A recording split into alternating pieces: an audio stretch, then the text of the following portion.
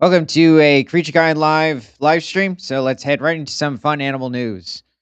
From Phys.org, New Zealand's rare flightless parrot begins breeding again. Well, this is really good to see considering which I think it's referring to, the cockopow, is, it's probably had in a population under 200 for quite a few years now. So this is really good to hear. Let's see, is this the only picture? Uh, Oh, could you also look up, other pictures of the Kakapo?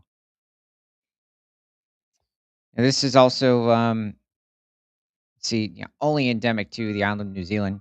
So New Zealand's critically endangered flightless parrot, Kakapo, started breeding last week for the first time in 4 years, the government conservation department said. Um, I'm guessing it's referring to a captive situation and not out in the wild because I would think that that would mean that this species wouldn't even exist at this point. No, I really misspelled that. Oh, yeah. I think it's, just indigenous language, in the area. It's not ecclesiastic Latin or Greek. Just I'm guessing.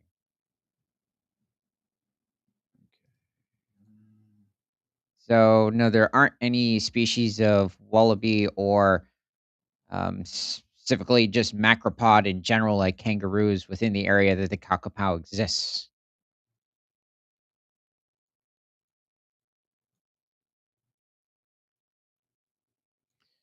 I believe it's also, strictly vegetarian to an extent. They weigh somewhere around 4 to 5 pounds or a little over 2 kilograms. Quite curious guys too, unlike many species of birds, like even the rare ones. Oh, this thing looks huge. I think kiwis are a bit shyer compared to kakapows. Oh yeah, that's a larger individual. Quite distantly related to owls despite their especially facial structure.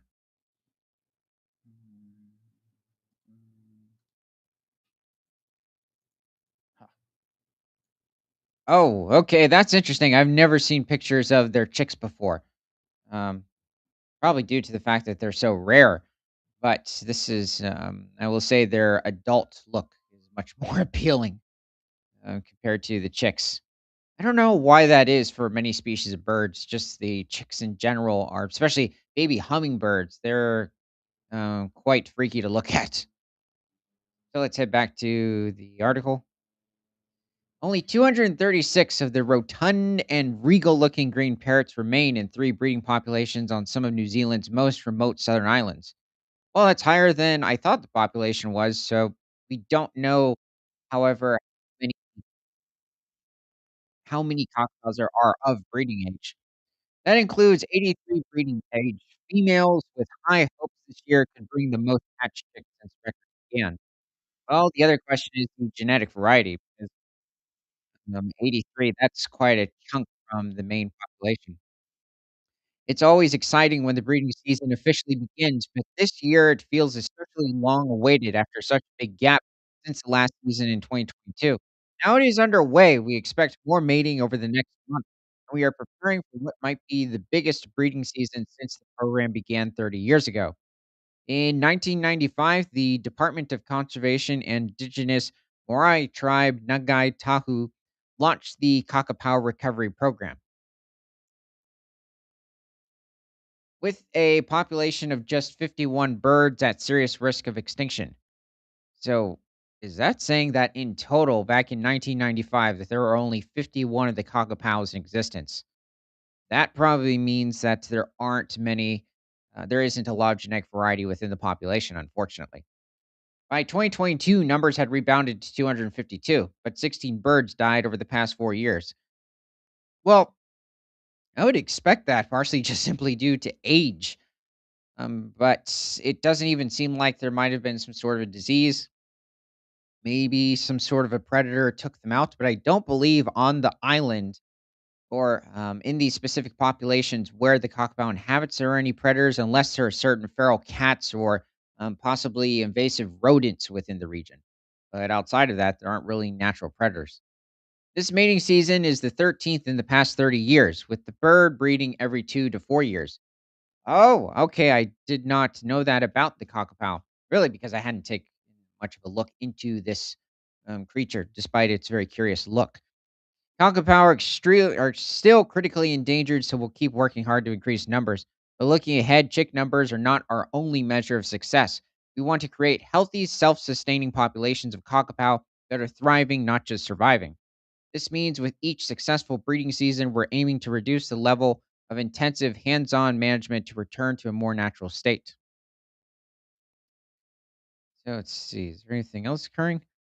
Let's see. Tane Davis, Nagu Tahu representative on the recovery program, said it was hoped kakapow would one day thrive throughout New Zealand's South Island. First chicks are expected to hatch in mid February. That's good to hear. So, um, in February, there might be a handful of chicks that will hatch. So it's good to see that the population is increasing despite the genetics issue. But let's head over to the next article. Okay. So from Earth.com, quarry worker accidentally discovers the largest dinosaur footprint site in the UK.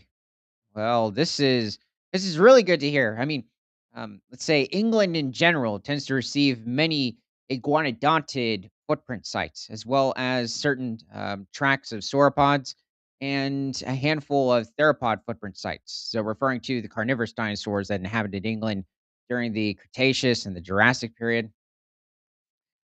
So let's see. At Dewar's Farm Quarry in Oxfordshire, more than 200 of course, it's Oxfordshire. More than 200 well preserved dinosaur footprints were discovered by accident. Quarry worker Gary Johnson spotted the impressions while clearing clay, and paleontologists soon arrived to inspect the same surface. Small ridges in clay first appeared at the site and gave way under scraping tools as quarry work continued. Field leadership came from Dr. Duncan Murdoch at the Oxford University Museum of Natural History. His research examines how wet sediment deforms under heavy weight, then hardens to keep each step outline intact. Scientists gathered for careful clearing and measuring across the exposed quarry floor. Researchers worked alongside quarry staff, and a large crew of volunteers exposed prints without breaking fragile edges. That's really good to hear. I bet that's quite tricky considering um, just not scratching certain parts of this footprint. I'm not exactly sure how how buried in some cases these footprints might be. It tends to occur with different sauropod footprints. The excavation team documented each footprint, then backfilled sections so the surface stayed readable after machines returned. Rocks holding the impressions date to the Middle Jurassic, which was a central chapter of the Jurassic period. So I'm guessing this is somewhere around 165 to 175 million years ago. Lagoon mud formed the prints, and later layers buried the depressions before waves smoothed the surface. Rounded and three toed tracks linked to Cetiosaurus and Megalosaurus, likely left during different walks. So, many tend to think of at least those of you that might have a bit of a glimpse into the Jurassic period, might assume that pretty much before 150 million years ago, most dinosaurs were quite small in comparison to the large 90-foot long, 30-ton sauropods. But the truth is, by 170 million years ago, we already had a species of sauropod weighing over 15 tons. And in fact, even if you travel further back into the early Jurassic, you would have already had individuals that weighed over 9 tons. But linking to this specific time zones, which is somewhere around 165 to 170 million years ago, where you have the sauropod Cetiosaurus. So this is a relative of the distant relative, the Brachiosaurus, as well as Diplodocus. And Cetiosaurus could reach a length of somewhere around 50 to 60 feet, or pushing somewhere between um, 15 to 18 meters, and probably weighing around 15 to 20 tons. And then Megalosaurus was one of the largest predators at this point within England. It's also the first dinosaur to be discovered, at least named. It's very possible you might have had specimens further back, but Megalosaurus was somewhere around 30 feet in length or pushing 9 meters, probably weighing somewhere between 2.5 to 3 tons, and likely feeding on smaller individuals of Cetiosaurus. The full-grown adults, even a megalosaurus hunted in packs, which is very possible looking at other species of theropod dinosaurs. It's likely that a full-grown Cetiosaurus would simply be too much. It's just not worth the risk. Two distinct footprint styles on the same surface help separate plant eaters from meat eaters. Sauropods, long-necked plant eaters with pillar-like legs, left rounded hind footprints.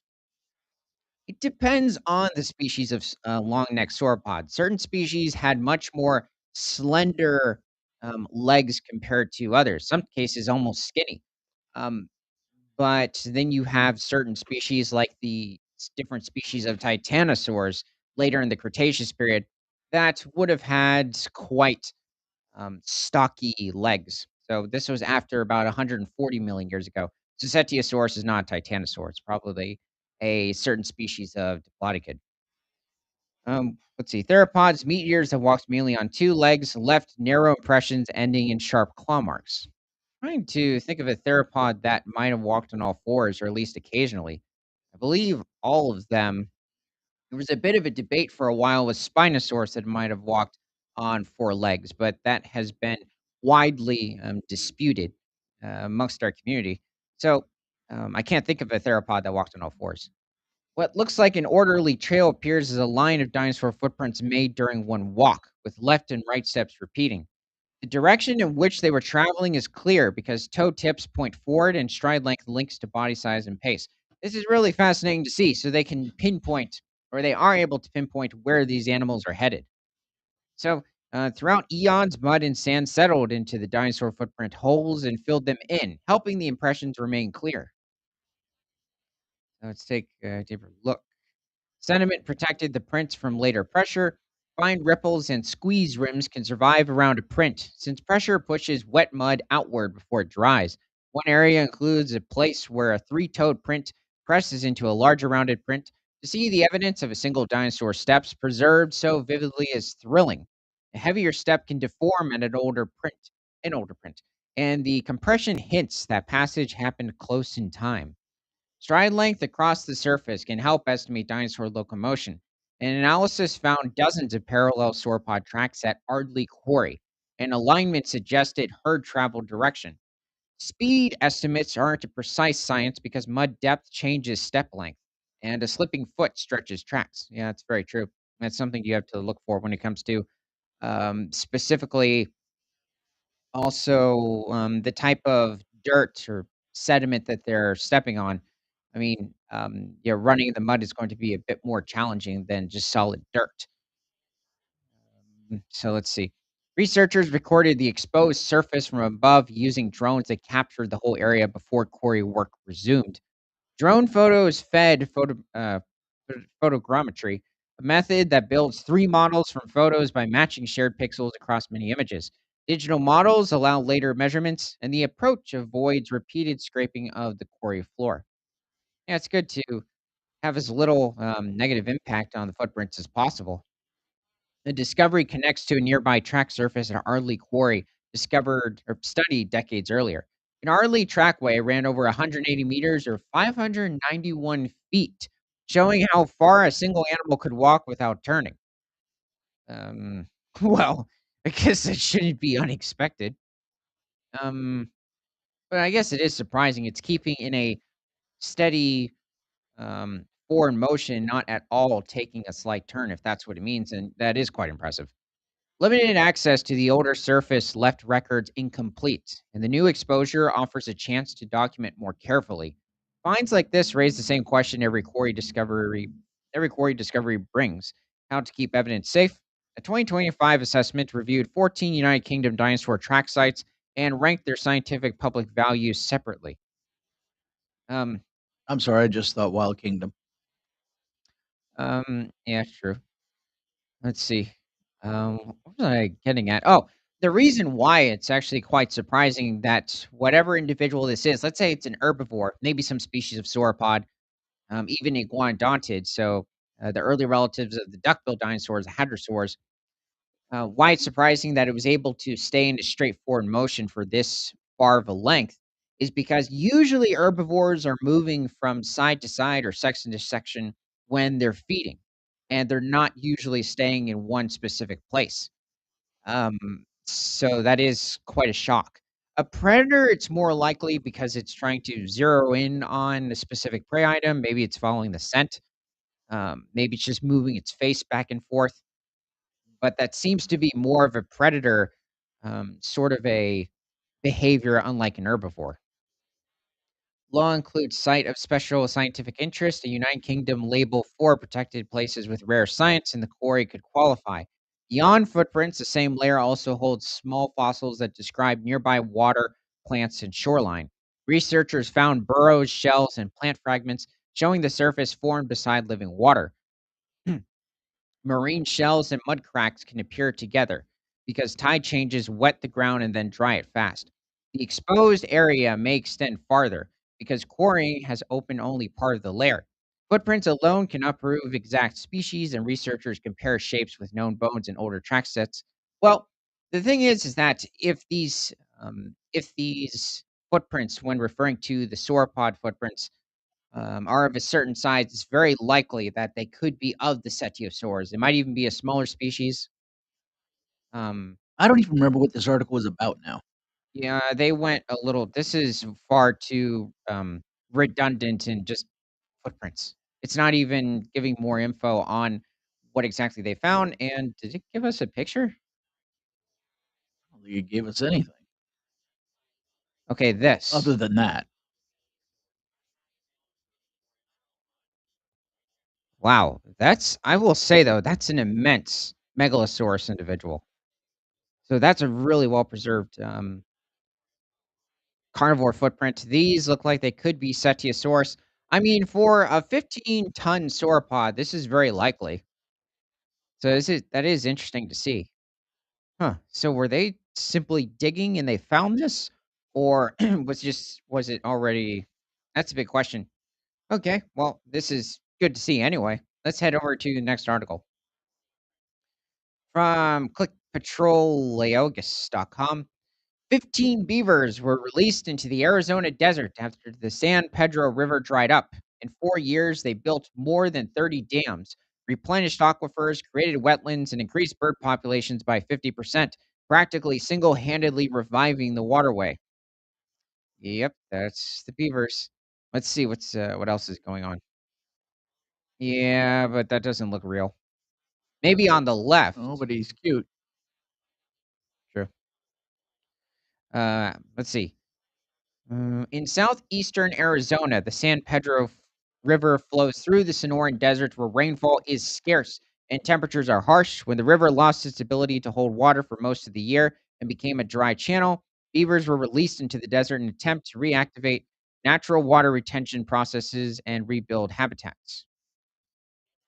The experiment, conducted in stages from 1999 to 2002, showed that a species with engineered behavior, it can reorganize the landscape in a few years. With dams in successive instances, the animals slowed the flow of water, created swamps, and favored the aquifer recharge, and pushed biological indicators such as birds to significantly higher levels. There's a lot of positivity when it comes to beavers creating these marshes and ponds in these different dry areas, especially over in Arizona.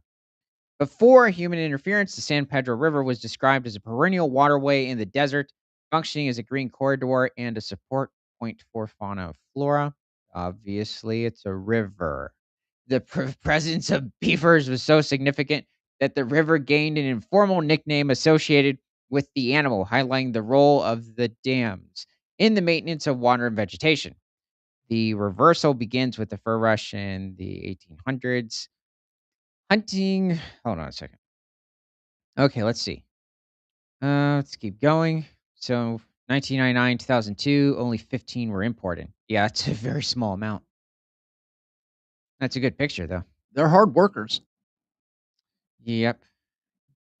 The reintroduction occurred in three waves. 8 animals were released in 1999, 5 in 2000, and 2 in 2002, totaling 15. That's it. That's nuts. It's not like the beaver is one of the most common mammals on Earth. So Really? oh, yeah, at least compared to most large mammals. I mean, within North America, are somewhere between 12 to 18 million.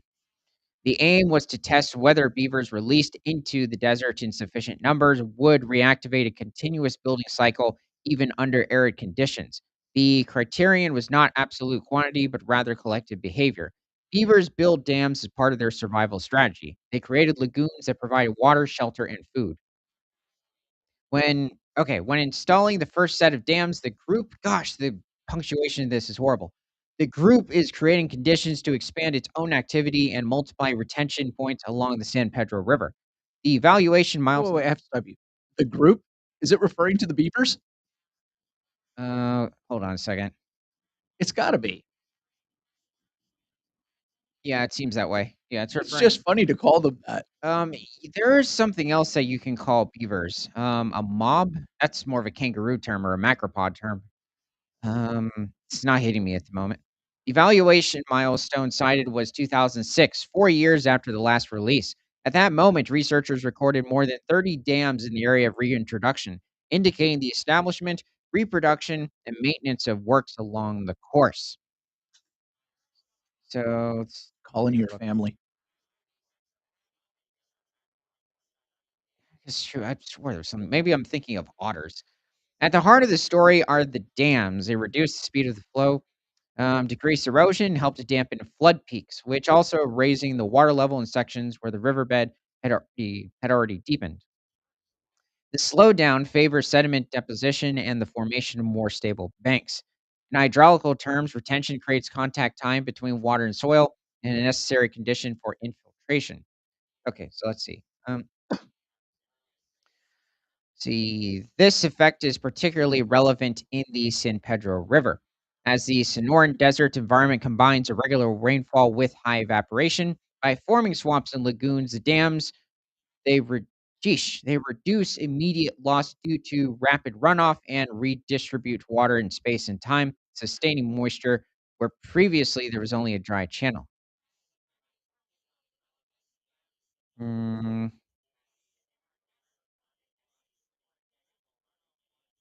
okay, so let's see. Is there anything else? Jeez, this is long. At least the way it's distributed. Why does it sound like they're writing this for people like you and not the normal average person? Well, not only that, it's confusing, in its own ways. Um, there's 100 beavers, at least back in 2010. Oh my gosh. We're leaving. Keep it up, beavers. Okay. SciTech Daily. This strange spider breaks long-standing evolutionary rules. Okay, what do we have here? Doesn't tell us. Name's probably Peter. Okay, a reduced genome in an island species raises evolutionary questions. Over the course of a few million years, the spider Distera tylosensis, which is found only in the Canary Islands, has cut the size of its genome by roughly half as it colonized the islands and adapted to its environment. This genome is not only smaller, but also more tightly packed and shows greater genetic diversity than the genomes of closely related spider species found on the mainland. Re- yeah. Huh. So, that's interesting. On this specific or whatever, either it's talking about all of the Canary Islands or a specific one. I think it's saying that it's colonized about half of the islands. There's greater genetic diversity than those on mainland, which I'm not sure what it's talking about specifically when it's referring to the mainland, but that is quite interesting. Reported in the journal Molecular Biology and Evolution, the finding provides the first clear example of an animal species dramatically shrinking its genome during the process of colonizing an oceanic island. The result challenges a long-standing assumption in evolutionary biology. Island species are often thought to evolve larger genomes that contain more repetitive DNA. By contrast, this case points in the opposite direction and adds new evidence to an ongoing debate over one of the field's central questions: how and why genome size changes over evolutionary time. I think these were the people involved. To say they don't look like a group of spiders. Let's see. Mm, Okay, so it looks like Spain is involved in the case. Together, the findings offer a fresh perspective on a problem that has puzzled scientists for decades. Genome size defined as the total number of DNA base pairs that encode an organism's genetic information can vary enormously between species, even among those with similar levels of biological complexity. So the sequencing of okay, so it's just a couple of pictures. I mean, this is a very good-looking spider. It's almost like a scorpion to an extent. Yeah, I was kind of thinking that. Spiders in the genus Distera have undergone extensive diversification across the Canary Islands. The archipelago is often described as a natural laboratory for studying evolution under geographic isolation, and it has given rise to nearly 50 endemic Distera species. Whoa! Okay, I didn't know that. That's quite a that's that's insane for a genus to have this many species. Though, what is it? I think there's some where there are many more than this 50, but in overall, when it comes to most genre of animals, this is quite extraordinary. These island forms represent about 14% of all known species in the genus worldwide and have evolved since the islands emerged a few million years ago. So it sounds like these spiders have been around, I mean, not, well, possibly since the Pliocene, so around 3 to 4 million years ago, using advanced, so before the Ice Age. Using advanced DNA sequencing methods, the researchers compared the genomes of two closely related species. One is Distera catalonica, a continental spider found in northern Catalonia and southern France. The other is D. tylosensis, which lives exclusively on the island of Gran Canaria. So here's the graph. Interesting. Yeah, and here's the thing, when it comes to, um, certain species, like, for instance, like, I think I've mentioned before, where you can have it where something looks quite different from one species looks very different from another species, and they can be related, kind of like with snow leopards being more closely related to tigers than they are, other species of leopards. However, they're still quite far apart, despite being more closely related. So this is probably the same situation with what we're seeing here in these different species of spiders. Despite being in the same genus, they're more closely related to other species within that genus compared to others. Whoa. Is this stating that this specific genus has been around for 40 million years, possibly 42? That is quite that's quite impressive. The species D. catalonica has a genome of 3.3 billion base pairs, 3.3 GB, the letters of DNA, which is almost double that of the species D. tylosensis or Distera tylosensis at 1.7 billion base pairs. Interestingly, despite having a smaller genome, the species from the Canary Islands shows greater genetic diversity. Genomic sequencing also reveals that Dystera catalonica has a haploid chromosome number of 4 autosomes and 1 XX chromosome, while Dystera tylosensis has 6 autosomes plus the X chromosome. The genome downsizing of the spider D. tylosensis, associated with the colonization process of the Canary Island, is one of the first documented cases of drastic genome downsizing using high quality reference genomes. This phenomenon is now being described for the first time in detail for phylogenetically closely related animal species. Let's see. Um, just seeing, it seems to have stopped talking about the spider. Yeah. Okay. Well, that was interesting to hear. I also the spider itself is just a really good looking spider. So let's head over to the next article. Okay, from Euronews.com. We didn't dare to dream. Hope as Scottish wild kittens born in national park. Oh, okay. So yes, this is actually a distinct species of wild cat and not a domestic house cat. They have them tagged. Yep, it has a radio collar on it. So despite looking very close to modern day house cats, I wouldn't doubt occasionally they unfortunately interbreed, but it's its own distinct species. Much like the What was that, specifically? A specific species of wild cats that's been returning to Thailand recently. A flat-headed cat? Maybe that might have been what it was, a flat-headed cat. They were like, 4 to 5 pounds or a little over 2 kilograms. The Pallas's cat. There's another species of wild That cat, fishing cat. the fishing cat too, as well as the African wild cat. Now, also is to remember the domestic cat is its own distinct species of felit. It's not just some domesticated breed.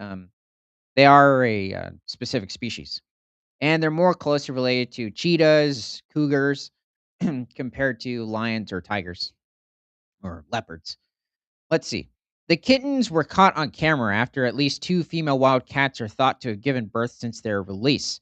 Scottish wildcat kittens have been born in the Cairngorms National Park to captive bred animals released last year. Last summer, 19 wildcats were released by the Saving Wildcats Partnership led by the Royal Zoological Society of Scotland. Good to hear. These incredibly elusive carnivores are the only native member of the cat family still found in the wild in Britain. You used to have what was it? At least North European lynx roam the UK not too long ago, a few centuries ago. Since their release, the cats have been tracked using GPS radio collars. At least two females have given birth since then, marking a significant milestone in the project's efforts to restore the species in Scotland. They may be the first wild cats to be born outside of captivity in Scotland in more than 5 years. Wow. I mean, that's. Oh, it didn't hit me. So these are specifically um, wild Scottish wildcats that were born and weren't in captivity, is what I was confused by. We suspected that some of the females had given birth when their movement and activity changed very suddenly, but didn't know for sure until footage of the kittens was captured on our cameras. So let's see. We didn't dare to dream that we would have wild cat kittens in the first year of releases. And seeing those kittens on video was the most exciting moment of the project so far. The team have taken great care not to disturb the mother and kittens while carrying out this monitoring work, which is being conducted under license from Public Body Nature Scott. Obviously, the mother, I think that's the mother, has identified a trail camera. Yeah, it's pretty easy for or at least for the most part, if it isn't well camouflaged within a certain tree or bush, rock, if they're just left out exposed, it's pretty simple for animals to identify trail cameras. That's why you have elk, moose, lions just going up to trail cameras and licking them, trying to pull them down. Let's see. Life in the wild for these brand new wildcats won't be easy.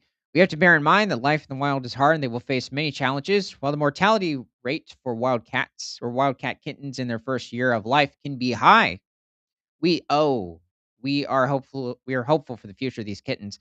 I would think because setting aside vehicles just in terms of any disease that's going on, lack of predators in the area, unless you have maybe feral cats or dogs, now that all these obstacles are coming to me, maybe it really is quite high when it comes to mortality rate because when it comes to certain ecosystems, are also much further away from a lot of human development or I guess human population. Um, you tend to have just a very high success rate in the growth or maturity. I guess I should be saying survival rate of different cubs, like when it comes to wolves, lions. But in this case, it seems like even the Scottish wildcats are having a bit of an issue. There's also the risk of interbreeding hybridization between wild cats and domestic cats, despite our efforts to trap, neuter, vaccinate, and release feral domestic cats in local area. What? Wait a second. Oh, I, that's also probably taking the food sources. I still can't get the fishing cat out of my head now. Yeah, I like fishing cats. I like Scottish wildcats. Well, this European wildcat in general. But the problem is, even with neutering these domestic cats, they still kill birds. Literally, cats are the worst predator when it comes to birds, outside of a certain disease. Well, they like their wings. Yeah, yeah, they really do. I mean, they have their own sort of factory.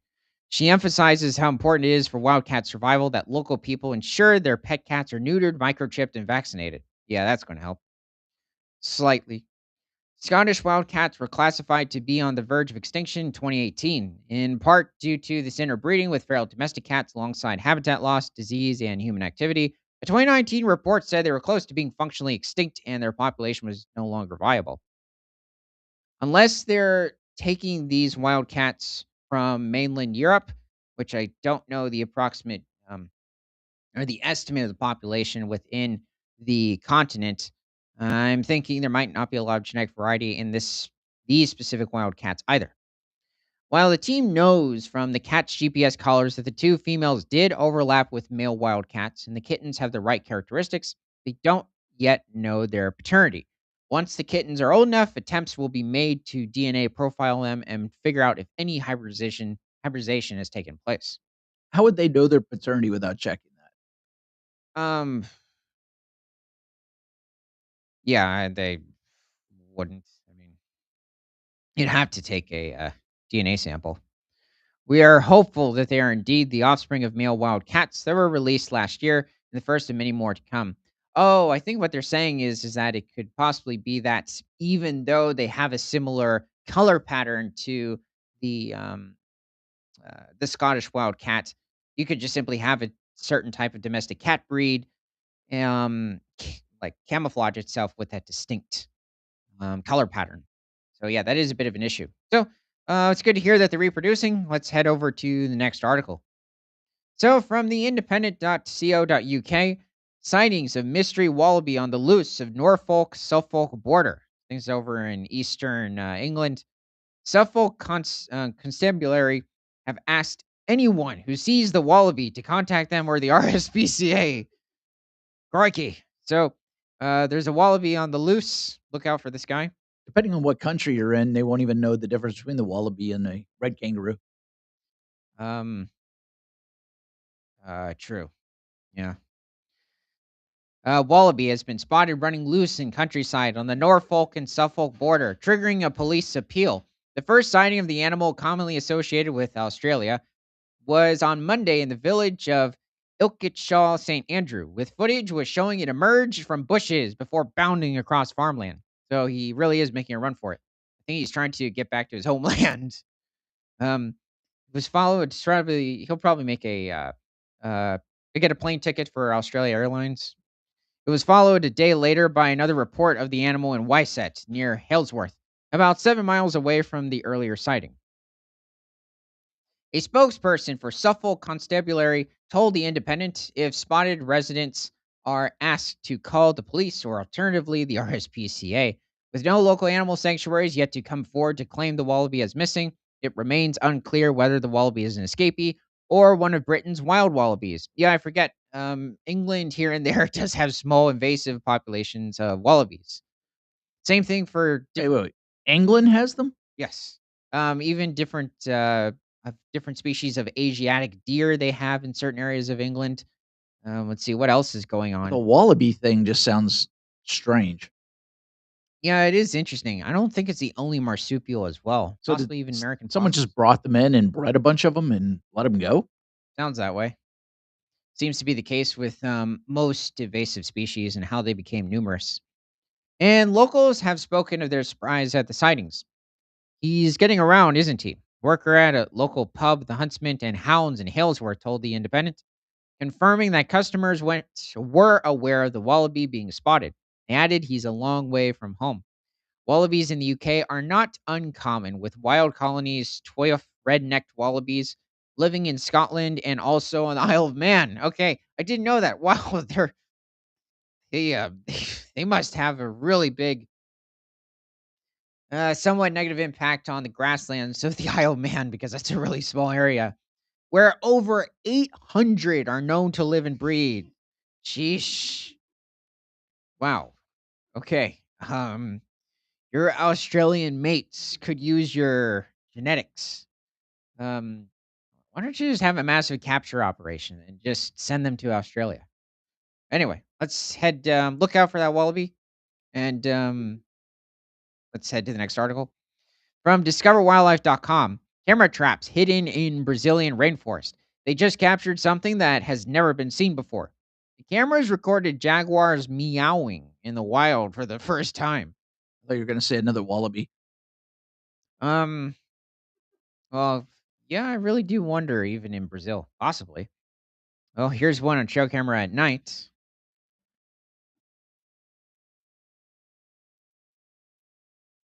Okay, now scientists have found something else, perhaps even more surprising, that distinguishes the jaguars, from their relatives in the Panthera genus, including leopards, lions, snow leopards, and tigers.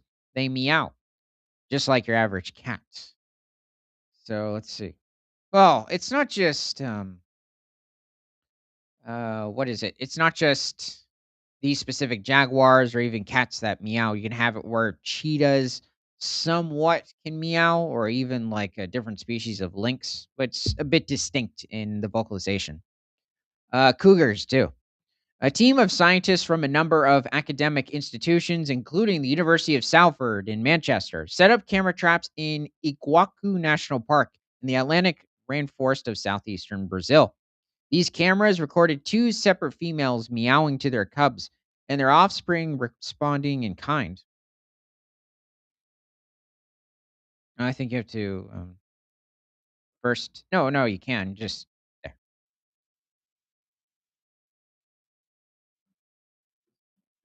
Yeah, I was just wondering if it was going to show the cubs at all. So this occurred a few years ago. It's possible she's still alive. The eyes are just She's got a really radio collar on her. looks like a superhero. Uh, yeah, it does. That's a pretty good glare. So let's see what else happened.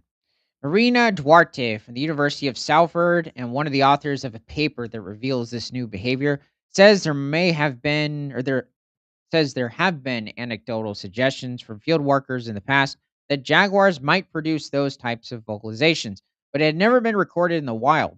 Jaguars are normally considered solitary and relatively silent big cats. Observing repeated, context specific vocal exchanges between mothers and cubs over extended periods challenges this simplistic view and highlights a more flexible maternal communication system. At least when it comes to the big cats in general, yes, jaguars are seen as probably the most silent of them all, which is quite interesting compared to tigers, lions, different subspecies of leopard, and then, of course, the species of snow leopard. Aren't bobcats kinda noisy? Oh, yeah, lynx too. Yeah, lynx can be quite noisy. Cougars, technically, especially when the female's in heat, can be very noisy. You just hear them calling for over a mile away. But jaguars, yeah, this is quite extraordinary. Let's see. Doo-doo. It reinforces the idea that maternal care involves complex acoustic strategies that may be underappreciated due to the difficulty of observing these animals in the wild. Oh, here's another one. I'm guessing. Oh, okay, she just walked right past. Did she again pop up? No, it doesn't seem that way. Yeah, that was quick. That's a long video for somebody that doesn't come back. Yeah, that occurs. Duarte says the scientific literature suggests big cats cannot meow because of the structure of their larynxes and tracheas, but this consensus has been overturned with this discovery. It is accepted that big cats cannot purr and all other cats cannot roar, though nor can snow leopards. But Duarte says leopards do produce a broader vocal repertoire that includes softer calls, sometimes described as meow like. That female jaguars use meows to talk with their offspring is not surprising. That's exactly what house cats do, as do many other felines. Both male and female cheetahs communicate with meows, but it's not known if male jaguars do. In general, they are more renowned for roaring. Cheetahs also tend to make more of a chirp compared to other species of cats, even compared to lynxes or cougars, smaller species of cat as well. Let's see. Still, this is a major new finding. As Duarte says, the result of our research remind us that even in one of the world's most studied big cats, there are still intimate aspects of behavior waiting to be discovered, quietly unfolding in forests just beyond human sight. Oh, here's one where I think this is the same mother that's wandering during the day. She's definitely a very healthy individual. It is interesting how jaguars tend to have like a very muscular structure Again, compared to, yeah, it's unfortunate. Quite a muscular structure compared to other cats, or I guess you could say somewhat stocky.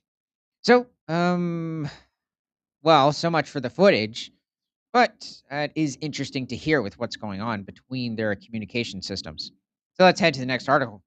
the footage is cat for 2 seconds and video for 15. Yeah. News.mongabay.com. New species of burrowing snake described from coffee farm in India. Okay, well, I would like to see his head. Oh, yeah, that's unfortunate. A decade after tour guide Basil D. P. Das stumbled upon a small black and beige snake while working on his coffee farm in southern India, researchers have described it as a new to science species. They've named it Rhinophis suraviensis. The species name referring to the Suravani Hills, the only place the snake is currently known from, according to a recent study. Manga Bay, India contributor Vandana K reports the hills lies in the western Ghats at the border of Kerala and Tamil Nadu states. When I learnt it's a new species, I was very happy because now I am a part of its history. While R. suravaniensis is new to the scientific literature, it isn't new to local cardamom and coffee farmers who have long known of its behavior and seasonal pattern. When I told my neighbors I had found this new snake, they told me that they had seen it many times before. Yeah. Well, it's just good to see that it's in the taxonomical chart now. So let's take a deeper look. Oh, there's his face. Wow, that is very it's very distinct from most other species of snake. It's got a very narrow sort of a snout. A narrow snort. Yeah. The newly described snake belonged to a group of non venomous snakes called shield tail snakes, which burrow and live underground. About 20 species of rhinophis shield tails are found in Sri Lanka, while 6 species are known from India so far. Vivek Phillips Syriac, study co author and herpetologist who has been researching shield tails for more than a decade, told Mongabay India that shield tail snakes aren't very well understood. There is limited information about what they do underground, how they reproduce, when they come above ground, and their overall behavior, which makes it difficult to assess threat levels and their conservation status. Syriac added that their past research on shield tails has been focused on high elevation forests in the Western Ghats, reserved forests, and protected areas. Discovering R. suravanensis in plantations indicates there could be unknown shield tail species outside protected forests. You know, I mean, wouldn't be surprised considering it's only a certain part of India that is protected, but there's only so much you can make into private land. I mean, public land. Several species have recently been described from Suravani Hills, where R. suravaniensis was found. These include another shield-tailed snake, Urapeltis buhupathai, 3 species of frogs, and 2 lizards. Since the current known range of R. suravaniensis in the Suravani Hills is dominated by monoculture coffee and spice plantations, there is a strong need to conserve the forest there. Well, I'm glad we added this snake to the shield tail snake chart. So let's head over to the next article from newscientist.com. Greenland sharks survive for centuries with diseased hearts. A study of the hearts of Greenland sharks has found that the long lived deep sea predator has massive accumulations of aging markers, such as severe scarring, but this doesn't appear to affect their health or longevity. Think I've heard of this a little further back. I'm not exactly sure if this is a new thing, at least with the scars. Greenland sharks are thought to live between, oh no. Well, this will be a slight mystery. So let's head over to the next article from discoverwildlife.com. Exquisitely preserved animal pulled from ancient swamp in Illinois. Strange dimples on body reveal what killed it. The specimen was found at Mason Creek Fossil Beds, a site known for its beautifully preserved animals and plants. So it seems to be we have some species of trilobite, which is a large group of arthropods existed pretty much throughout the whole Paleozoic era, so from around 530 million years ago to around 250 million years ago. So, somewhere around 25 to 30 million years before the dinosaurs appeared, did the trilobites go extinct. When paleontologists unearthed a fossilized horseshoe crab at the famous Mason Creek Lagerstate fossil deposit in Illinois, USA, two things stood out: the remarkable preservation of the ancient animal and more than 100 strange dimples on its shell. The specimen represents an extinct species of horseshoe crab known as Euprops dani. By comparing it with modern horseshoe crabs, an aquatic animal related to spiders and scorpions, experts believe the curious pit suggests the individual was killed by an algal or parasitic infestation. According to a new study published in Biology Letters, the find offers rare insight into some of the earliest known cases of animal disease in swamps during the Carboniferous, between 359 and 299 million years ago. So that is practically the whole Carboniferous period. Might have ended a bit earlier, like around 305 million years ago. But this is quite interesting. So we're looking at well, okay, it's mentioning swamps. Trilobites were pretty much only saltwater arthropods. So, um, I really wonder what we're specifically talking about here. Now, you did have some of the first terrestrial tetrapods or lobe-finned fish come to land, but technically that occurred much earlier in the Devonian period, so over 365 million years ago. So we already have different species of amphibians popping up during the later Carboniferous period. Ancient arthropods faced many of the same ecological pressures that modern species experience today, including microbial attacks, environmental stress. And by the way, the arthropods are the lineage of animals that consists of every insect, um, tick, flea, and lobster, as well as scorpion today.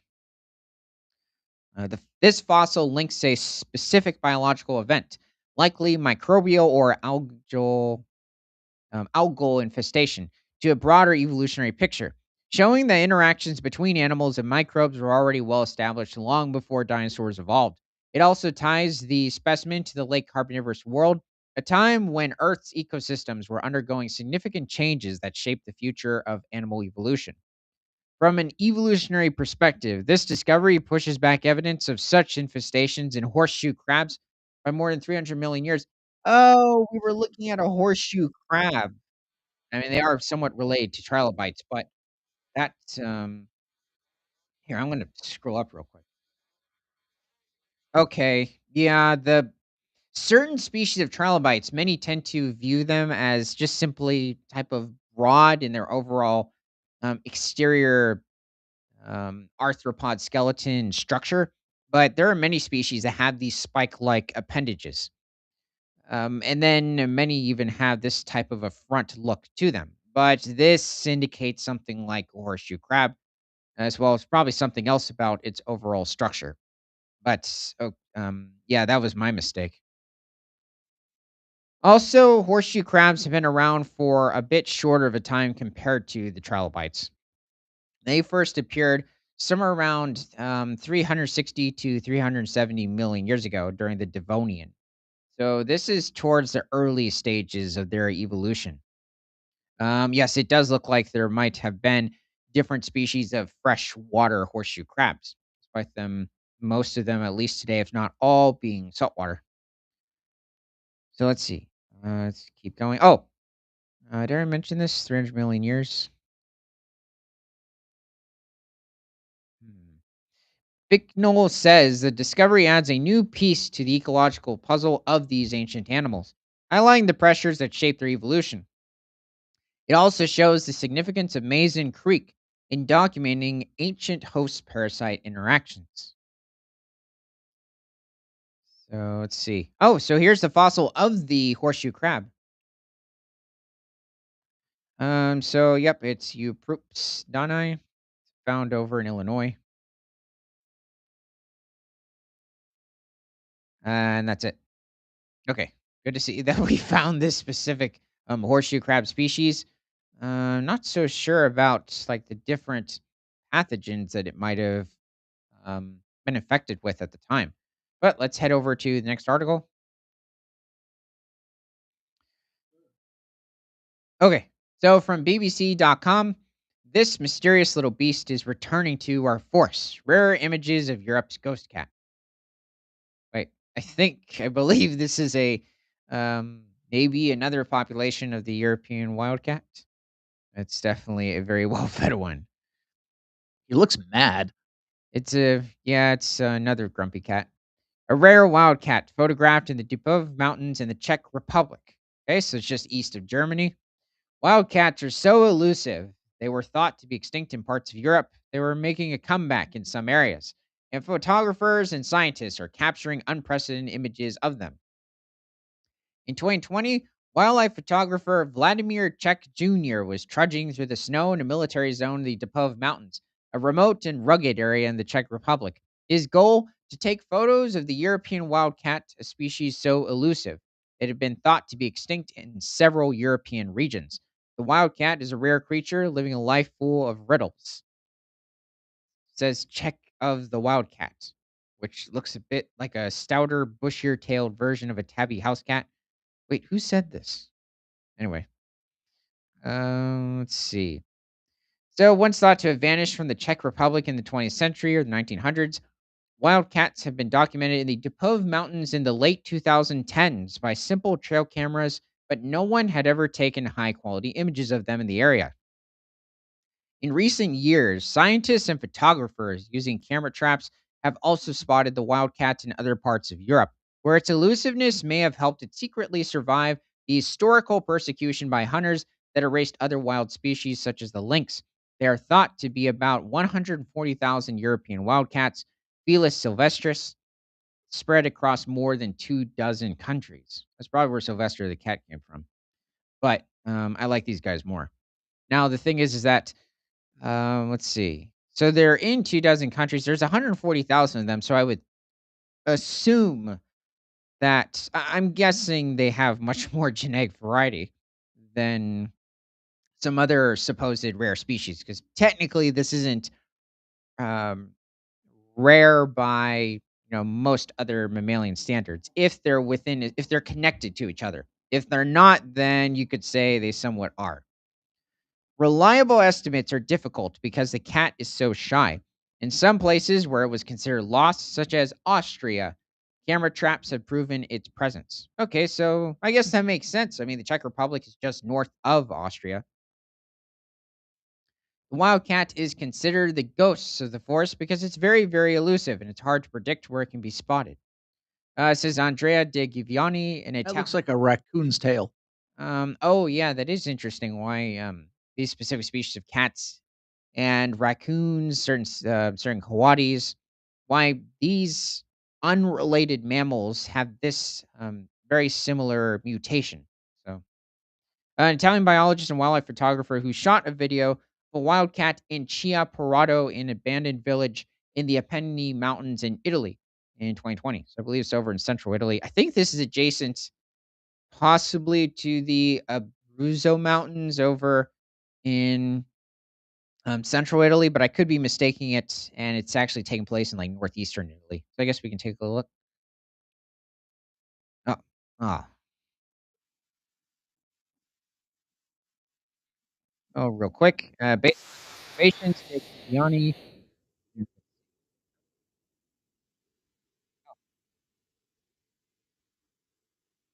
at least it's hanging around. I'm like, He's really thin. yeah, I wonder what's going on. Guessing it's summertime, He's just out for a walk. maybe, or we've just been seeing a lot of fat wildcats recently. This guy's actually in somewhat shape. So, based on his observations, Dr. Viviani suspects the wildcat moves less predictably than other species, making it harder to spot. Other animals tend to follow the same trails through the forest. The wildcat goes wherever she wants to. Viviani hadn't actually planned to film a wildcat in the ghost village. I had never even thought of taking photos of wildcats for a simple reason. I thought it was impossible, or at least extremely difficult.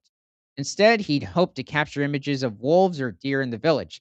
and had set up a hidden camera trap opposite of one of the abandoned houses. The crumbling abandoned village of Chiaparado is a mysterious place, only reachable on foot. Among the human belongings still scattered in the ruins, De Giviani found an exercise book from the 1950s in which a child described how they imagined space travel. In winter, he spotted wolf and deer tracks in Whoa, the whoa, whoa. village's snowy An alleys. exercise book on how they describe space travel? I I don't know. When he saw the slinking animal in the video, he initially wasn't sure whether it was a wild cat or a domestic cat and sent the footage to scientists who identified it as a wildcat. Okay, this is a very um, concerned wildcat individual. Over in the Depov Mountains, Czech Republic. For Czech, the photographer operating in the remote Czech military zone capturing images of wildcat has also involved adventure and ingenuity. For decades, the wildcat had been considered lost and had only recently been documented in the area at all. Okay, let's Which see. doesn't mean he was ever lost, they just didn't see him. Yeah, that is true, but it's very likely it was extremely rare. Modern records of wildcat in the Czech Republic began only in 2011 when a wildcat was captured by a camera trap set up to take pictures of lynxes in the Sumava Mountains. Since then, there have been occasional records, but there was little systematic knowledge until wildcat expert. Somebody just asked what we're talking about. What cat is it? Oh, it's specifically the European wildcat. So these animals, they reach somewhere around 5 to 8 pounds, or somewhere between 2 to 3 kilograms. Mainly feeding on different species of rodent in the region. Uh, Occasionally, you might have it where they're feeding on vegetation, but it's a much smaller part of their diet, and maybe even going after smaller species of fish. Possibly even going after young otter cubs, but I don't know if that's ever been documented. So since then, there have been occasional records, but there was little systematic knowledge until wildcat expert Hiri Soker began more detailed monitoring in the Dipov Mountains. With permission from the military, Czech set out together with Soker to try and get higher quality images. I decided to build my own camera trap. I built my photo studio in the middle of the forest. So I see. Photos like those taken by Czech are very valuable for conservation. Let's see. Everything. Okay. So Korarova and her team have researched wildcats along the Czech Slovak border. So Slovakia is just east of the Czech Republic. Let's see, Czech-Slovak border, and in Western Bohemia. I don't know, including the Depov area, using camera traps and lure sticks treated with valerian tincture to collect samples. Individual wildcats can then be identified either by their unique genotype or by their coat pattern. That's true. Just like tiger stripes, lions, it really has to do with just their overall physique, similar to even cougars. And then even when it comes to jaguars, leopards, you can identify them by their different types of spots. Let's see. The wildcat's secretive behavior makes them challenging to study. In addition, their similarity to tabby cats often leads to misidentification or the species being overlooked entirely. Maybe that's a specific type of domestic cat that has a similar coat appearance to this European wildcat. In Italy, Andrea Sforzai, a wildcat expert and the director of the Marima Natural History Museum in Grosseto, runs a database with his team that has gathered around 1,600 photos and videos of the wildcat, submitted by scientists, photographers, and members of the public. In some areas of Italy, the species is expanding, such as in the northern range of the Apennine Mountains, where De Gavioni filmed the wildcat. Historically, the wildcat and other carnivores were hunted in Italy. Okay. Well, there's no cat there unless the sun's gleaming on it. Uh, okay, I'm just looking to see if there's anything else about the cat. Okay. So, Sforzy, who identified the animal in De Giviani's footage as a wildcat based on its appearance, says that for a full identification, a genetic analysis would be needed based on hair samples, which again are tricky to obtain from the elusive wildcat, even with lure sticks. Not all wildcats are attracted by the sticks. And of those attracted, not all rub against it. Of those who rub against it, not all leave hairs. And if they leave hairs, not all of the hairs have a hair bulb, which is where the DNA is. I didn't realize it was that tricky to get DNA specifically from the hair. I guess I'm just used to seeing it coming off of maybe wolves or bears, and these cats, apparently, it's a bit more challenging to get some of the hair off. Well, does it need the follicle? Oh, true. Well, also a specific bulb, but that could be. It also could be maybe the time of year that they're putting it out, and the cat's just not shedding as much. When he received Digyani's video, it was one of very few images of wildcats in that area. It was interesting because it was one of the first from that area. And it was a good image and clear enough to see the visual characteristics. The wildcat has a distinctive striped pattern, similar to domestic tabby cat, but with crucial differences.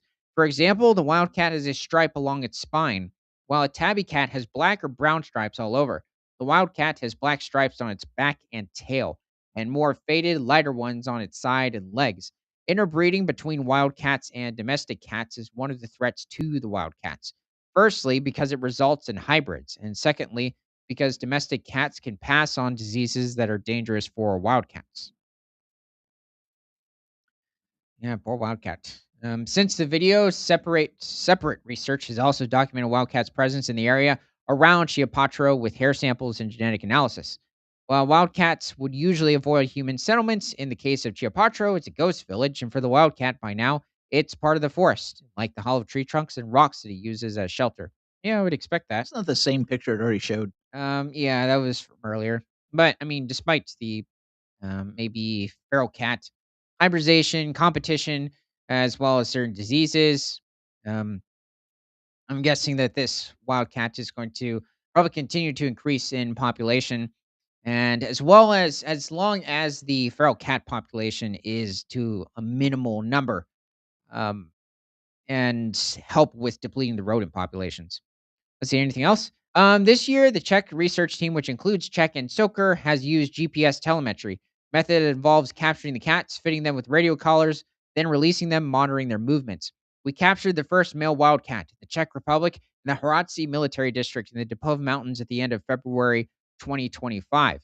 And experts then fitted him with a telemetric collar, says Czech. The data obtained will help us better understand their behavior and the requirements they have for the environments they inhabit. Our data show that home ranges are much larger than previously assumed and can span dozens of square kilometers. That is shocking.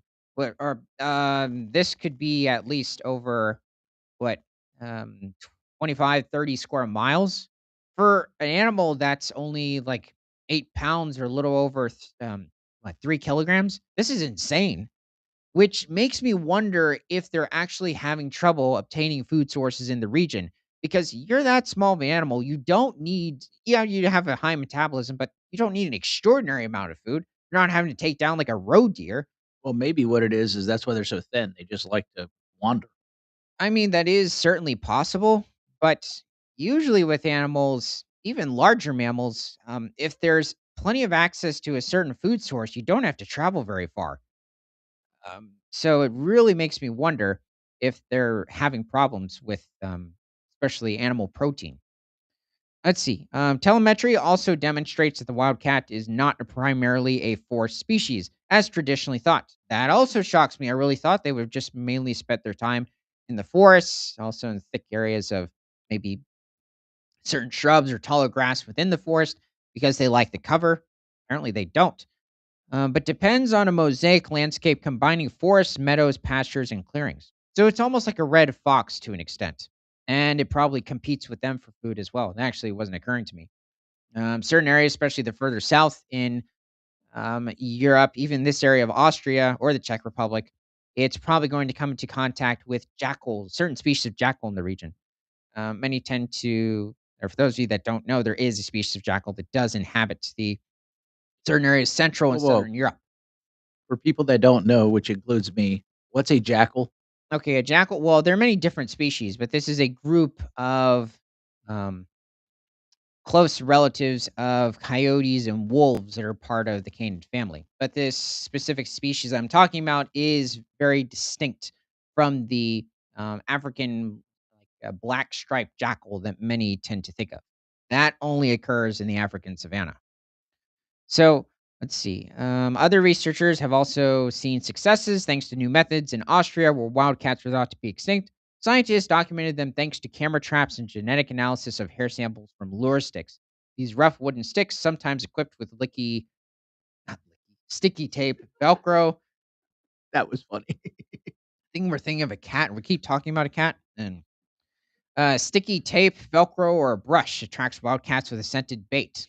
Oh yeah, that's probably how they do it with wolves and bears, or even lions. Some instances. Wildcats, hyenas, wildcats then rub themselves against the sticks, leaving hairs. At times, the animals hide in plain sight. Wildcat hybrids have shown up mingling undetected among house cats around farms in Hungary. Um, I just said that right. Just call it a house cat. In an animal shelter in Germany, a seemingly abandoned, unusually fierce kitten turned out to be a wildcat. Hmm.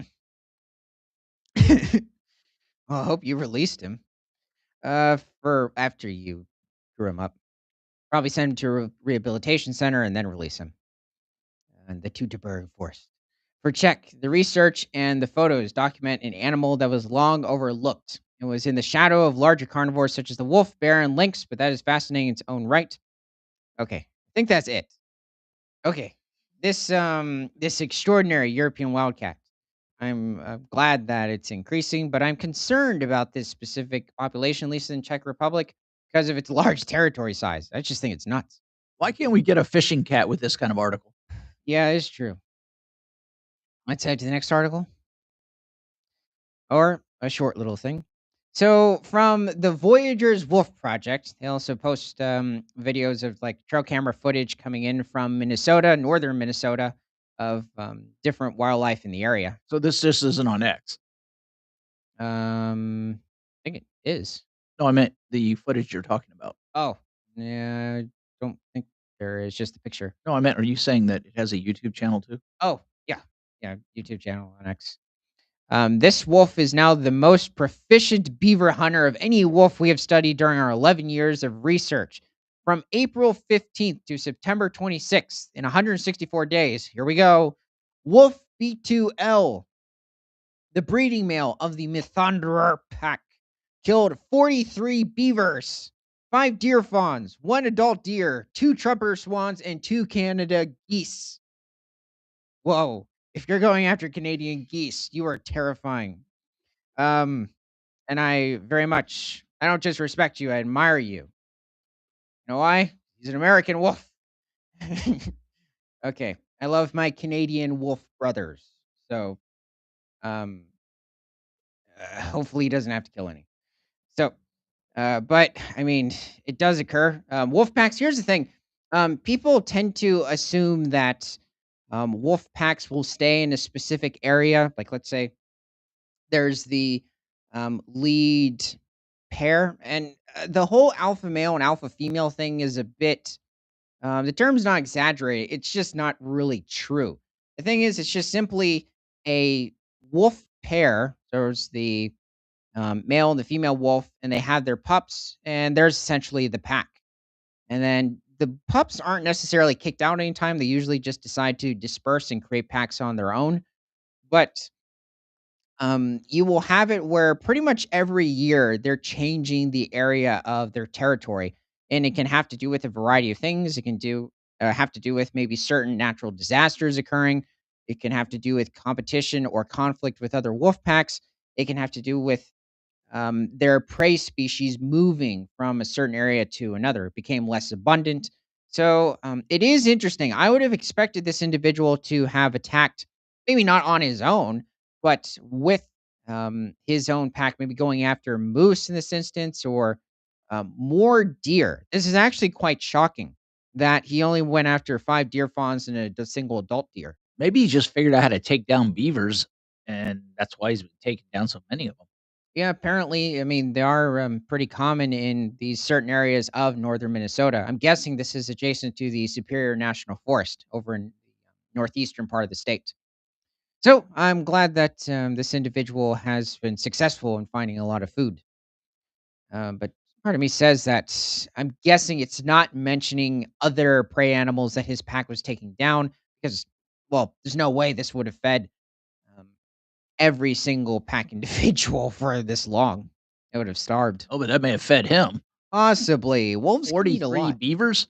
Okay, so beavers can reach up to, I think, a huge one, 80 pounds with the North American beaver. Actually, I mean, possibly bigger, actually, maybe 80 to 90 pounds, a little over 40 kilograms. That's a massive individual. So let's see. Let's head over to the next occurrence. So from the newscientist.com. So fossils may solve mystery of what one of the weirdest ever animals ate. Hallucigenia was such an odd animal that paleontologists reconstructed it upside down when they first analyzed its fossils, and now we may know what it ate. And I used to also view this animal as upside down as well. And it took a while to figure out like where the appendages were. As you can see, the toes are down here. So this is a creature from the Paleozoic era, and it occurred much long before the marine reptiles of the Mesozoic era, for the time of the dinosaurs, as well as the dinosaurs themselves. So this creature was actually coexisting with different species of trilobite, as well as possibly even different species of orthicone at the time, which is basically a distant relative of today's squid. So let's take a deeper look. One of the weirdest animals that have ever lived may have been a scavenger. A re examination of fossils first described in the 1970s seems to show a swarm of hallucigenia feeding on the corpse of a comb jelly. Hallucigenia was a small animal up to 5 centimeters long. I think this is pushing around 2.5 inches. Oh, okay. And had a worm-like body with multiple legs as well as long, sharp spines on its back. Because of its peculiar appearance, paleontologists at first reconstructed the animal upside down, supposing the spines to be legs. It lived in the deep seas during the Cambrian period, about 539 million years ago to 487 million years ago, and when many major animal groups emerged. And it was first identified in rocks from the Burgess Shale deposits in British Columbia, Canada, and it was related to velvet worms, tardigrades, or the water bears, and arthropods, the group that includes insects and spiders. So it is quite interesting. A lot of early life does come from Western Canada, especially British Columbia. So, unfortunately, we can't get into more of it, but let's head over to the next article. So, from archaeologymag.com.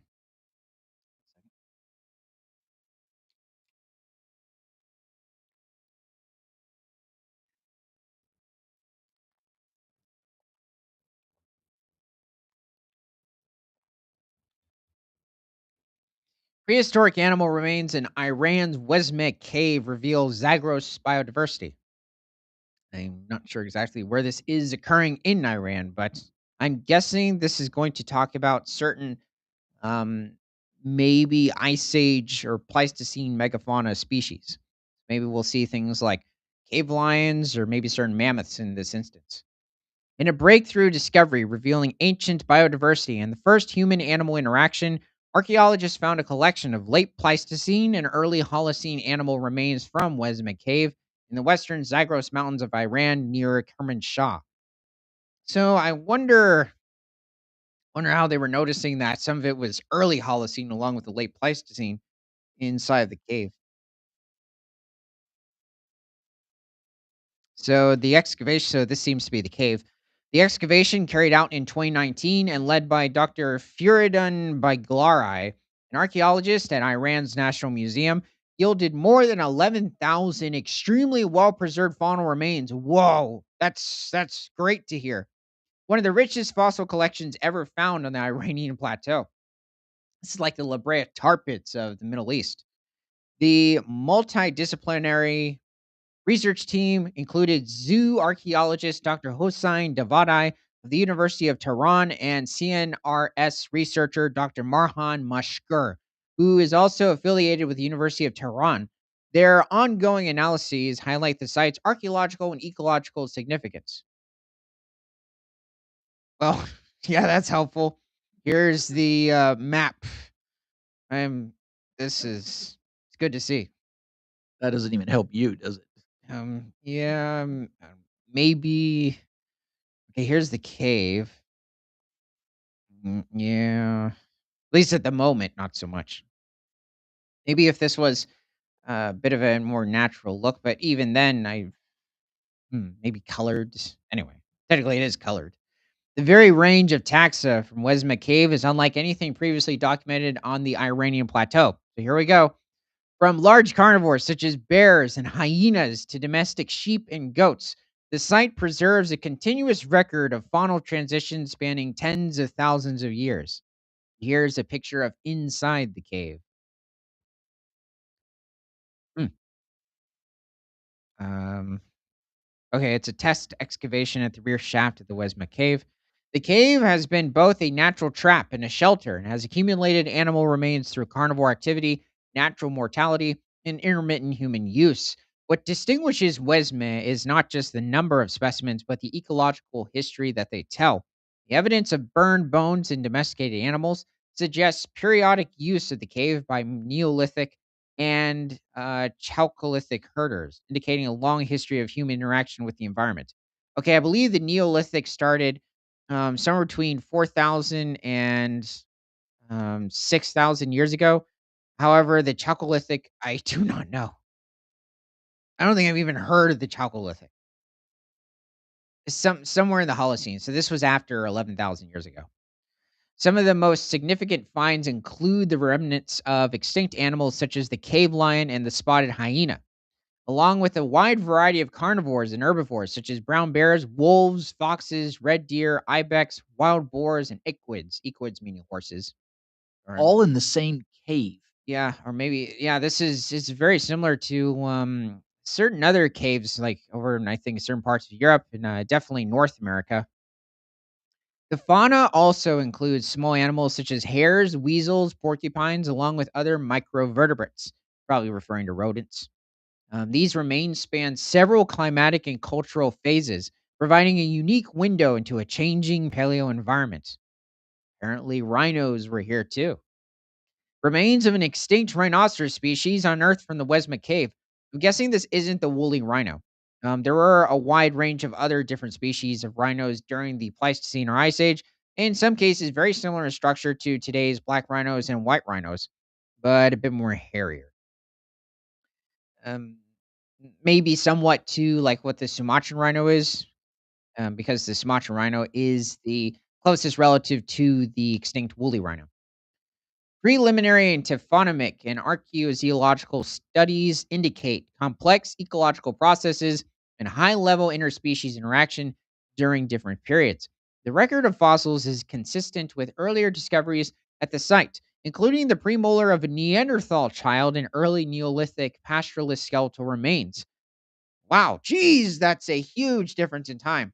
This could be like 35 to 40,000 years ago. Well, I don't know. I think they were extinct, like pure Neanderthals because they mixed with the sapiens. Um, I don't know, I'm gonna guess 45,000 years ago, and then as recent as 4 to 5,000 years ago. So that's quite something. Sheesh. Which further enhanced the significance of the cave as a key archaeological site in Western Asia. Okay, if we're looking at a person, okay, it's a hyena. It's just something about You looking. just say a person. Yeah, but I thought it was like for a second the molars of the Neanderthal child or the Neolithic pastoralist. I'm like, that's kind of creepy. But it's a hyena, so it's like, okay, that's okay. Any type of ancient hominid, and you just see, well, we found some of its teeth, and it's like, okay, that's great. Just maybe if we polish it up a bit, and I can analyze it. Anyway, um, I I don't know what it is. I think it's because when I first came into contact with the ancient hominids years back, and you just see hideous Australopithecus, and it's all you can think of. Anyway, Dr. Bigalarai pointed to the importance of the discovery for the broader history of human settlement and adaptation in the region.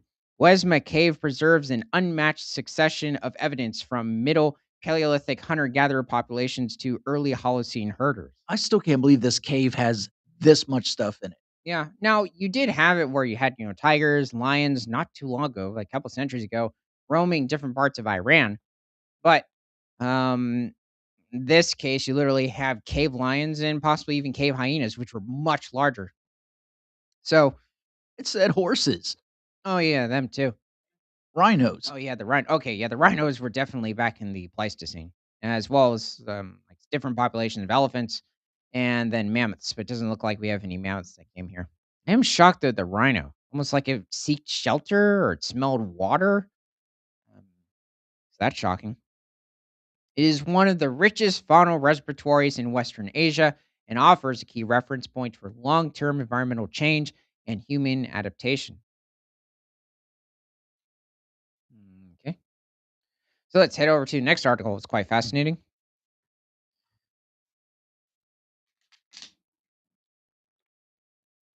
This is using the same picture or a very similar one to an article you did on YouTube. Oh, is this possibly. I don't think so. It says 2026 on it. Hmm. Well, let's take a look. From SciTechDaily.com, new 190 million-year-old sword dragon rewrites ichthyosaur evolution. So this is taking place during the early Jurassic period. So around the first 11 million years of this period. So it's the second period of the Mesozoic or the age of the dinosaurs. A uniquely preserved ichthyosaur from the Plians-Bakian period helps resolve when a major evolutionary shift occurred among Jurassic marine reptiles. A nearly complete skeleton discovered along the UK's Jurassic coast has been identified as a previously unknown and rare species of ichthyosaur, a prehistoric marine reptile that once dominated ancient seas. Just trying to think. Yeah, I don't recall this. The dolphin-sized species named Zyphodracon golden capensis and nicknamed the sword dragon of Dorset is the only known specimen of its kind. Its identification helps close an important gap in the evolutionary history of ichthyosaurs preserved in the fossil record. So let's see. Since the time of pioneering paleontologist Mary Anning, thousands of ichthyosaur fossils have been recovered from the Jurassic coast. Mary Anning was a paleontologist back in the 1800s over in England that found a wide variety of different species of ammonites, as well, which were close, distant relatives of squid, as well as ichthyosaurs in the region, and I believe even certain species of plesiosaurs. Thousands of ichthyosaur fossils have been recovered from the Is that Jurassic is coast. that the woman that was the first paid paleontologist? Supposedly. Yeah, I think it was, yeah, sometime early in life, but, yeah, that was back in 1820s or 1830s, I believe. Despite this rich history, Zyphodracon represents the first newly described genus of an early Jurassic ichthyosaur from the region more than a century. I know this guy, but it's not hitting me his name. Oh, yeah, wow. That this tends to be the case. I'm not sure this, well preserved, but with many species of ichthyosaur, they just come out as How very do they well intact. find those? They're quite scattered in different fossil formations I just throughout meant England. that they're so perfect. Yeah, so exquisitely intact. Yep. It's like the one at, Houston Museum of Natural Science that has the babies. Um, yeah, also coming in from different parts of mainland Europe as well. But I really do wonder why ichthyosaurs come in this well preserved. Fossil was found near Golden Cap in 2001 by Dorset fossil collector Chris Moore and is preserved in remarkable three-dimensional detail. The skeleton includes a skull with an exceptionally large eye socket and a long sword like snout. Researchers estimate the animal measured about 3 meters in length, or around 10 feet, and likely fed on fish and squid. So, this is um, I'd say a smaller species of ichthyosaur, considering you had some that reached over the size of humpback whales, so easily weighing over 45 tons. Ichthyosaurs? Yes, this specific group of ichthyosaurs I'm talking about, the shastosaurs, there's I think the ichthyotitomorphs already went extinct at the end of the late Triassic. So by 200 million years ago, at the start of the Jurassic, they had already gone extinct. And then the ichthyosaurs would continue to live until the Middle Cretaceous period. So somewhere around 95 to 100 million years ago, they mysteriously went extinct. Researchers estimate the animal likely fed on fish and squid. The remains may even preserve traces of its final meal, making it one of the most complete prehistoric reptiles known from the Pliocene period. The discovery was documented by an international team of paleontologists led by ichthyosaur specialist Dr. Dean Lomax, an honorary research fellow at the University of Manchester, and an 1851 research fellow at the University of Bristol. Their study was recently published in the journal Papers in Paleontology.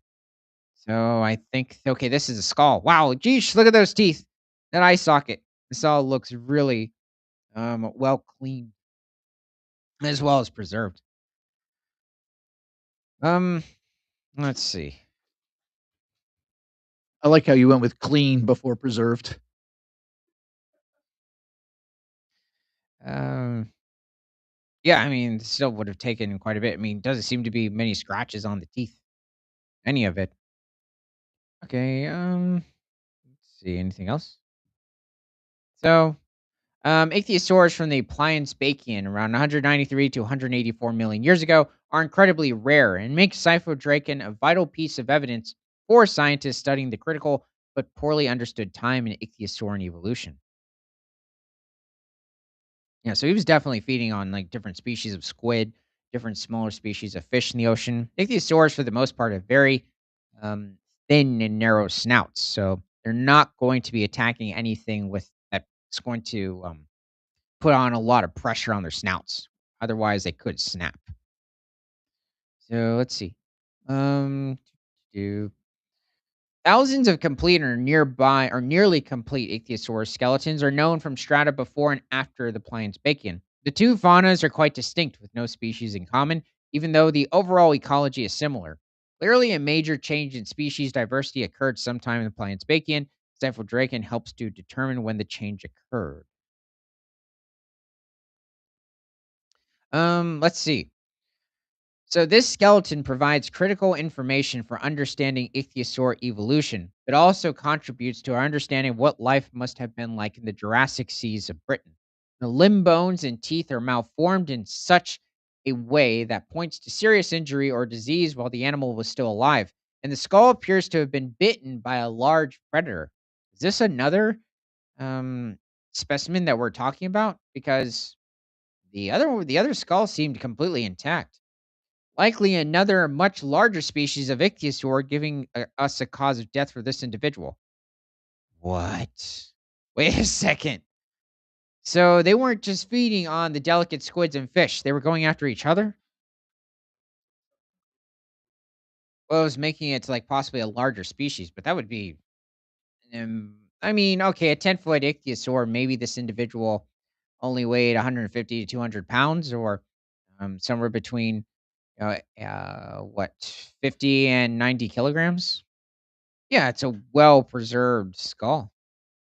Yeah, you got some lambeosaur, skulls in the background. All seem to be hadrosaurs. So collectively, the trio have identified several features in Zyphodracan that have never been observed in any ichthyosaur. The most peculiar is a strange and unique bone around the nostril called a lacrimal that is prong-like bony structures. Dr. Lomax, who is the author of the recently published book, The Secret Lives of Dinosaurs, one of the coolest things about identifying a new species is that you get to name it. We opt for Zyphodracan because of the long sword-like snout. Zypho from Greek, Zyphos for sword, and Draken, Greek and Latin for dragon, in reference to ichthyosaurs being referred to as sea dragons for over 200 years. Skeleton is planned to go on display at the Royal Ontario Museum in Toronto, Canada. Well, if they could just name these things where it didn't take someone like you to actually spell it, it would help. Um, yeah, it's especially those Chinese ones. Okay, let's get over to the article. Next article from flubits.com. Okay. More than 1,500 giant tortoises brought back to Galapagos are tearing down shrubs, spreading seeds, and restarting broken ecological processes. Dun dun dun. dun. Okay, that tortoise has a problem. Looks like somebody took like a turkey and stuck it on Wait, its this head. looks like AI. Yeah, it's all fake. Okay, let's see what's going on here, though. Um, doo, doo, doo.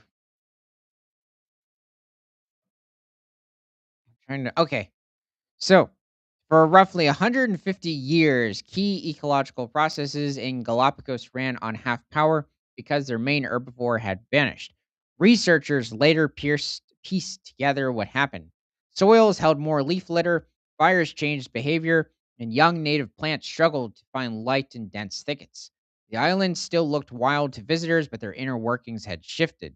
From the 1990s to 2020, the Galapagos National Park and Galapagos Conservancy launched one of the most ambitious reptile recovery efforts on record. Breeding centers raised hatchlings from the few surviving adults and from hybrids recovered on remote islands and in captivity. Conservation teams ferried young tortoises by boat and helicopter to Espanola, Santa Fe, Pinzon, parts of Santa Cruz, and other carefully chosen sites. In total, more than 1,500 giant tortoises went back into the wild. I'm guessing this was over the case of several years. That headline number matters, but the real story sits in what they started to do after release. Instead of acting as rare relics, the animals resumed their old role as ecosystem engineers. Giant tortoises work like slow, low bulldozers. They chew through low vegetation, push through thickets, and repeatedly step on young shrubs. Yeah, you can't really stop a Galapagos tortoise on the move. They just trample anything. Each movement changes the shape of the plant community around them. Yeah, of course it does. They crush them. They cut down dominance of invasive shrubs, especially in former goat grazed areas. They stop dense thickets from closing every gap in the landscape. They keep open corridors that small birds, lizards, and other reptiles use for movement and feeding. On Espanola, where aggressive shrubs and introduced grasses had crowded out native plants, the return of tortoises reversed a trend that has stood for decades. The term aggressive shrub is funny. Oh, actually, that's used quite a bit. It mainly refers to shrubs as just overtaking a large area, the crowding out other native vegetation. Let's see. Drone images and vegetation plots now show a patchier, more open mosaic, closer to the structure described in 19th century shiplogs naturalist notes. I'm guessing it's referring to Darwin. Now, let's see. Ecologists compare their role to elephants in African savannas, which break saplings and keep woodlands from swallowing grasslands. I think that's overestimated. There are many areas of savanna that it's quite dense in acacia tree woodland. And then there's some other areas where it's much more sparse. I'll have to take a deeper look at that. Galapagos never had elephants, so the tortoise fills that niche at a smaller but still powerful scale. By simply eating and walking, tortoises are doing the sort of vegetation movement that would otherwise demand costly human crews and heavy machinery. Giant tortoises also act as cargo ships for seeds. They swallow fleshy fruits whole, grind some plant tissue, and send intact seeds on a long, slow journey through their gut. That journey matters because it moves genes and helps plants colonize new patches of suitable habitat. Field studies show tortoises can carry seeds 3 to 5 kilometers from the parent plant. Wow. Seeds leave the gut packed in nutrient rich dung, which boosts germination. Droppings land in open spots and along tortoise trails where light and space favor seedlings.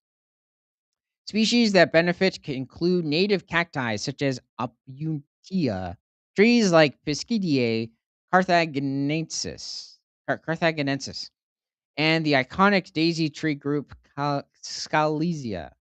In parts of Santa Cruz, seedlings of these plants appear again in places where botanists had not recorded them for years. Soil samples and seedling surveys indicate that the dispersal network, once broken, now runs again along the paths used by reintroduced tortoises. When you stack herbivory, trampling, digging, and seed transport, the effect reaches far beyond single plants. Ecologists now describe Galapagos tortoises as ecosystem engineers, I guess like the beavers. In the same category as beavers, that build dams are woodpeckers that create cavities for many other species. They reshape, they reshape plant structure, turning wall-like thickets into a mix of clearings and clumps. They create small depressions and bare patches that act as microhabitats for invertebrates and ground nesting birds. They expose soil, increasing sunlight and temperature at ground level, which favors fast growing native herbs. They reduce the competitive edge of slow, shade tolerant invasive plants. Over time, aerial surveys record a shift from monotone brush to a varied patchwork of open ground, low herbs, and taller shrubs. This structural diversity benefits seed eating finches. These are different species of seed eating birds, insect hunting flycatchers, and several endemic reptiles that preferred mixed cover rather than uniform scrub. Also, the finches were one of Darwin's favorites. So, to wait, um, hold on a second. Let's see what else is going on here. I think that's it. Um, okay.